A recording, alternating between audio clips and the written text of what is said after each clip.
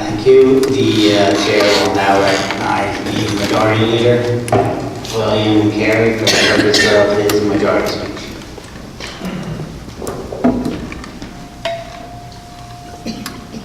How many sheets is that?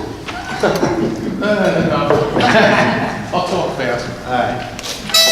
Thank you very much. Thank you, Debbie. 5 years ago, when I decided to enter the world of city politics, I would have scoffed at the notion that I'd be standing here today in this capacity. It's an honor and a privilege, and I thank my fellow Democrats for the confidence you've shown in me and the support you've already given me. I'm truly grateful.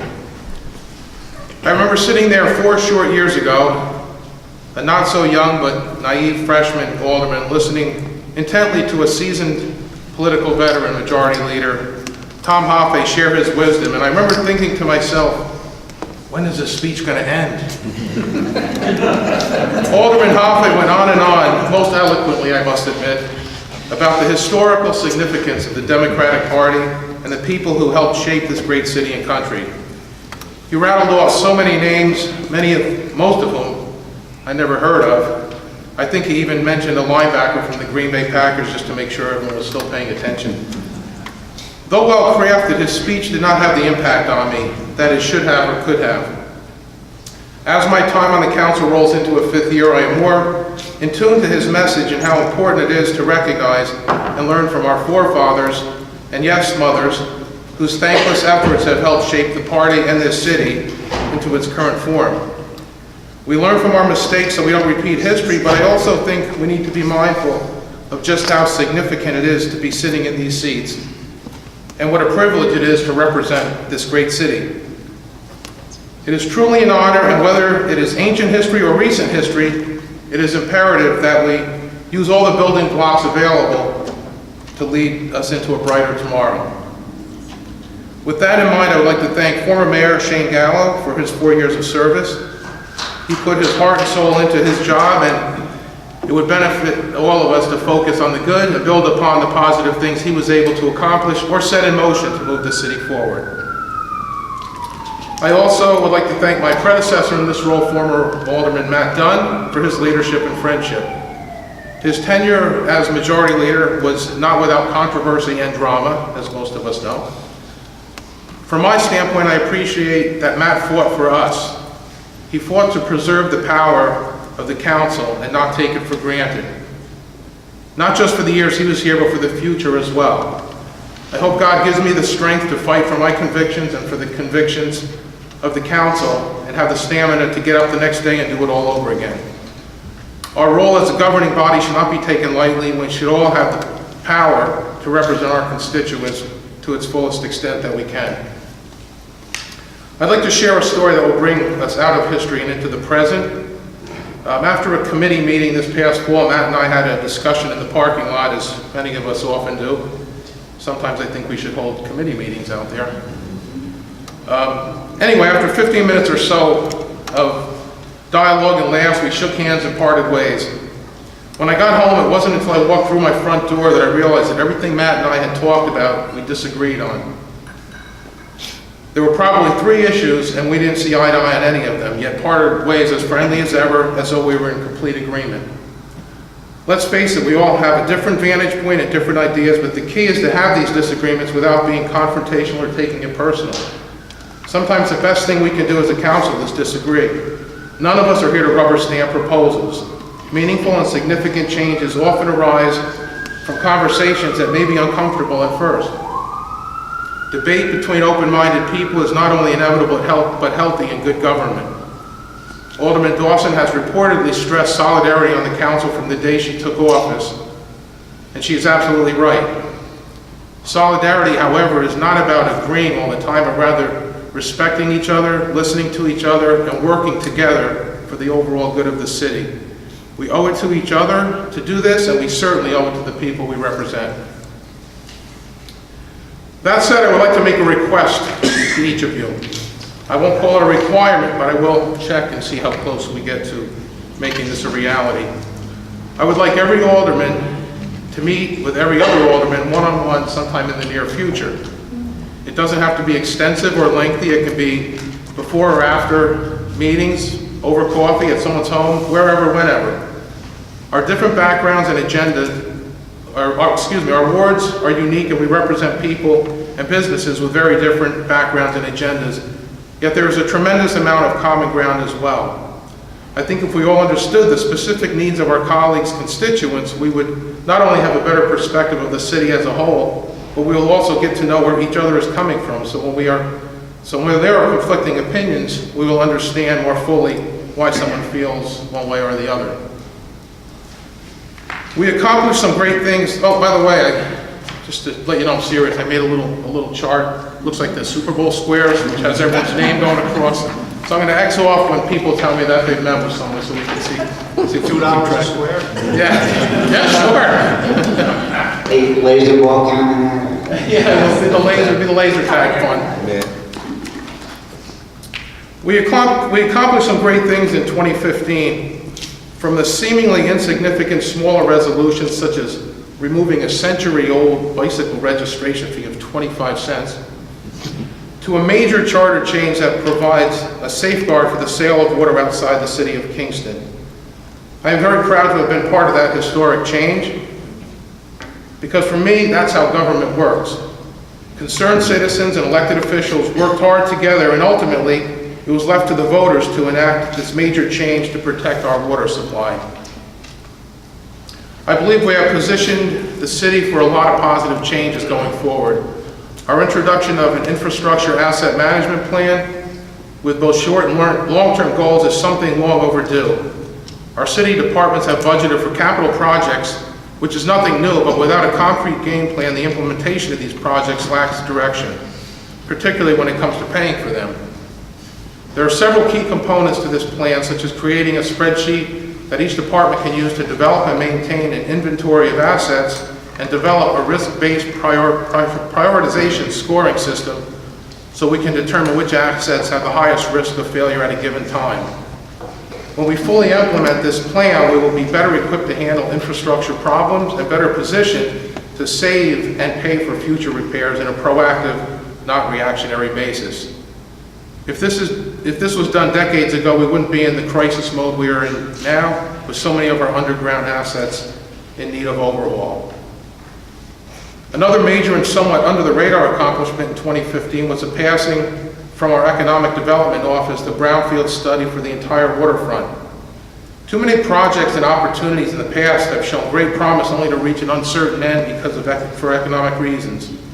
Having the ability to clear this major hurdle in a universal way opens the door for development and economic opportunities. I look forward to working with developers who can utilize this valuable land to help drive the future economy of not just the waterfront, but the entire city. Clearly, the challenges facing us in 2016 are real and expensive, as Alderman Brown eloquently put. I want to thank the department heads for their efforts to continuously do more with less and come to the table each year with a budget that is mindful of the taxpayers. I think we have done a great job keeping spending down despite uncontrollable and unexpected circumstances. I think we could do a better job in sharing services with other municipalities and the county, and I urge everyone to bring forth ideas to accomplish this. I think we also need to put a lid on overruns from projects that go beyond deadlines or the scope of what was originally projected. Strong and binding language needs to be written into contracts with consultants or outside engineering companies, because I, for one, am tired of having our hands tied and being left with no option because we are too far down the road to stop and turn back. We need more accountability from all bidders so Kingston knows that the price we agree on at the beginning of a project is the bill we will receive at the end of it. Obviously there are exceptions, but it seems lately this has been the rule and we need to take steps to change that. Another huge area of concerns are the two words I've been hearing for so long it has become like white noise: unfunded mandates. It's time this phrase becomes more than words. Simply put, more often than not, existing and new regulations from the state come underfunded or with no funding at all. This means we have to pay for them and either raise taxes beyond reason, which for the most part we have been able to avoid, or it means to take money from existing programs or elsewhere from our budget. An example of this is the health insurance number that appears annually in our budget. We can make a huge difference if we can find a way to get this number down significantly. And I'd like to see us make a strong effort to do this while obviously staying within the regulations that we are obligated to. The bottom line is we need to work with the state, but we need the state to work with us.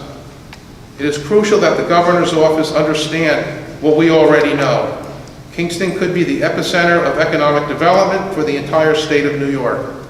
We are poised and positioned to change the landscape of this state, but we need the state to see this and invest in Kingston accordingly. Similarly, we are facing uncertainty with our own county. Clearly, if Kingston can be the driving force of economic growth in New York State, it is imperative that our county leaders appreciate how critical Kingston is to Ulster County. I will see how the sales tax issue plays out, and hopefully we will not be put in a position of desperation. I have faith that this will not happen, and we can all thrive together. The situation has been a warning shot, however, at the very least, and we need to seriously think about how we do business and how we can become a more prosperous municipality without relying on outside money. I semi-joked a few years ago that I didn't like our $35 million budget, and I actually wanted to see our spending double. It raised a few eyebrows, but the follow-up was that I wanted to see our revenue triple. The vast majority of time spent at finance meetings deal with cutting, saving, spending, sharing services, etc. We don't spend nearly enough time talking about creative, new, and permanent ways of generating more revenue. Let 2016 be the year that we do that. Just like our personal finances, if you went to work tomorrow and your boss said they're tripling your salary, don't you think you would improve the quality of your life dramatically? And at the same time save money to have a significant emergency fund down the road? Of course you could. And that's what we need to do as a council for this city. This may be the most important thing you do in the next 2 years to help come up with ways to increase revenue in Kingston and help give current taxpayers the much needed relief they deserve. I truly believe the most important people in turning the financial fortunes of Kingston around are people we have not even met yet. People with money and ideas of all walks of life come to Kingston, and we need to figure out a way to keep them here and get them to move their families and businesses here to help create jobs and redirect Kingston the way I know you all believe we can. We need to sell the vision and convince them to want to be part of the solution. I talked about hurdles that are being cleared on the waterfront. It is easy to see how development downtown can make a difference. We also have to keep our eyes and minds open to ideas that can add revenue but may not be so obvious or popular, such as the shooting range that has been proposed on Prince Street. I heard from a Kingston resident who firmly believes that an RV park at the Kingston Point should be explored, and I agree. This could be a great partnership, and it could also help provide assistance for the drainage issues down there. Alderman Mills, during discussions over banning plastic bags, brought up the idea of trying to get a plastic recycling company to expand to Kingston. And what better place than the Kingston Business Park off Delaware Avenue? I look forward to working with Mary Ann to make this a reality. I also look forward to work with the newly formed Art District to create more and stable business opportunities to Midtown. The linear park that Ulster County Executive Mike Hine has proposed to connect Kingston Plaza to the Strand can be a real game changer and will cost Kingston City taxpayers nothing. Now that the court has ordered the trains and contaminants to be cleared off the tracks of Cornell Street, this vision is within 2 years of becoming a reality. This will bring a tremendous amount of foot and bike traffic through the heart of Kingston. I expect this to open the door for a lot of new business opportunities along this path. I know it is complicated because there are multiple owners involved, but the land off of Field Court in the middle of Kingston would be an ideal place for development. Maybe we can make something happen there, or perhaps even bring in some businesses like a men's clothing store. Where can we currently buy men's clothes within the city limits? Additionally, how about a kids' clothing store, or a toy store, right there, walking distance, right in Midtown? Maybe a children's museum. Then across Broadway, we saw the site of the former King's Inn. Maybe the Art District can help tie in UPAC and bring in a new, exciting film-related business there. How about the former Uptown Parking Garage? Let's revisit that and see if we can get the state-of-the-art parking garage and shops and condos similar to what was proposed nearly a decade ago. That could be a serious game changer. And then there's the 350 acres of land, AVR. How can we make this a reality finally? Let's work with our neighbor, the town of Ulster, to bring 32 to the river with more restaurants, shops, and the continuation of a hiking trail on the Strand. These are just a few ideas, and they are merely the tip of the iceberg. The opportunities in Kingston are great.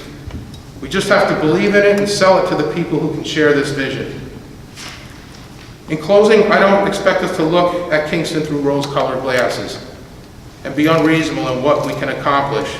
We certainly need to have a clear vision of what's wrong in order to fix problems. However, as a governing body, we do need to be positive.